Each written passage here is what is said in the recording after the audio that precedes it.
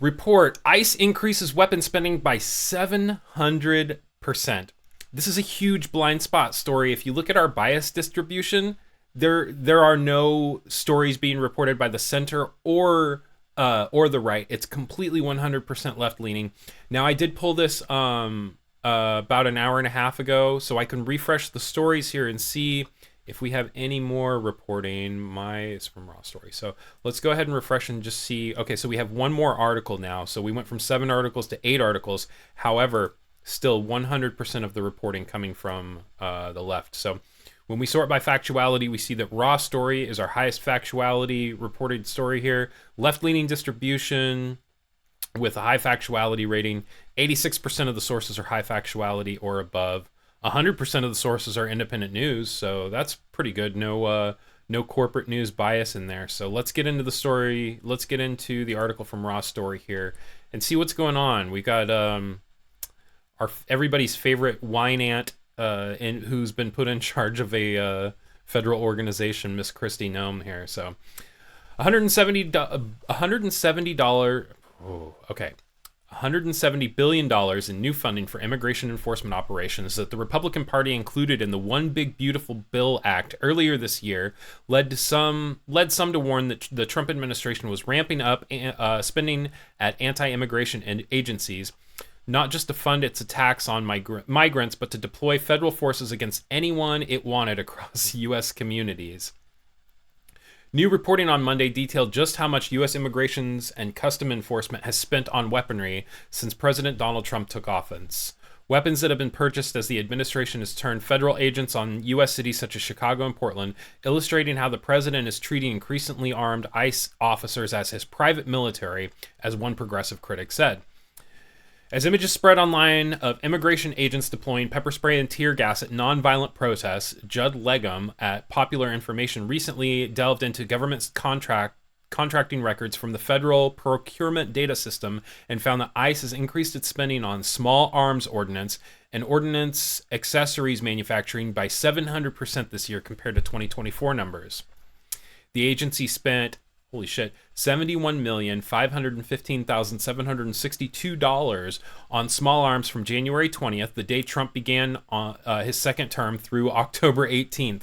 This number dwarfs ICE spending during the first Trump term, during which the agency spent about $8.4 billion annually on small arms. And during President Joe Biden's administration. Okay, hold on. Let's reread that. The number dwarfs ICE spending during the first Trump term, during which the agency spent about $8.4 billion annually on small arms, and during President Joe Biden's administration. That doesn't make any sense because 71 million is a lot less than 8.4 billion. So again, some of these articles are just not worded right. The type of weaponry purchased by ICE also raised alarms Monday, with Legum reporting that while most of the agency spending was on guns and armor, there have also been a significant purchase of chemical weapons and guided missile warhead and explosive components. What?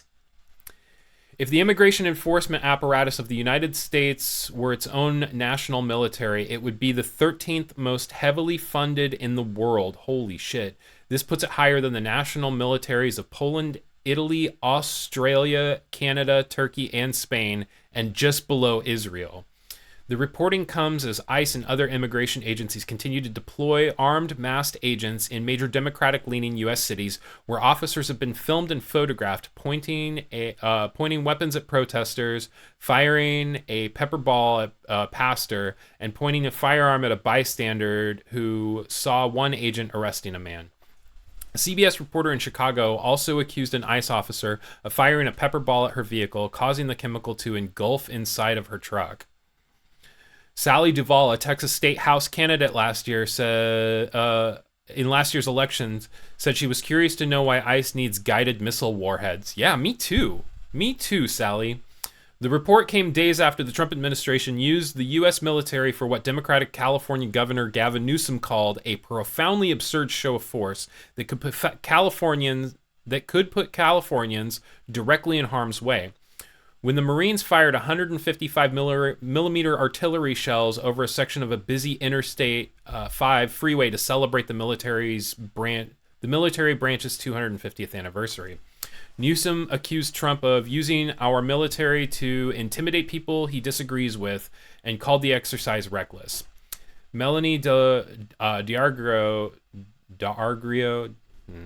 executive director of the Campaign for New York Health, said Legum's reporting on Monday showed that ICE was always going to be Trump's private military to deploy domestically against Americans. Legum's analysis, which likely understated total spending on weapons by Trump's deportation forces, as it did not include spending by other anti-immigration agencies, followed a report on ICE's recent funding increase in these times.